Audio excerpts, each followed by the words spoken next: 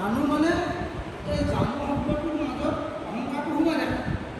এই জানো শব্দটোৰ পৰা অহংকাৰটো উলিয়াই দিব লাগিব আৰু সেই অহংকাৰটো উলিয়াই দিবৰ কাৰণে এইখন কাহিনী যে এতিয়া আমাৰ দক্ষতাবোৰ আছে, এই দক্ষতাবোৰ আমি উলিয়াই নকৰোঁ। কিছুমান দক্ষতাহে উলিয়াই কৰোঁ, কিছুমান দক্ষতা আমি উলিয়াই নকৰোঁ। যে মানৱ শৰীৰ বুলি ক'লে আমি যিকোনো কামো কৰিব, যি মতে লাগে ইচ্ছা কৰিব পাৰোঁ। সেই শক্তিবোৰ আমাৰ মাজত আছে কাৰণে এই শৰীৰটোৰ নাম আন এখন দক্ষতা আছে।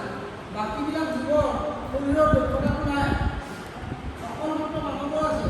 কিন্তু এই মানৱে কি হয়, কেতিয়াবা কেতিয়াবা আমি সেই কৰ্ম একোটাক বা গুণ একোটাক বা অহংকাৰ কামৰ লোভত আমি দুষ্ট হৈ যায়। সেইকাৰণে এইখিনি অপৰাধৰ কাৰণে এই মায়াই আহি পেলাই তেওঁক কৈ আছে যে এইখিনি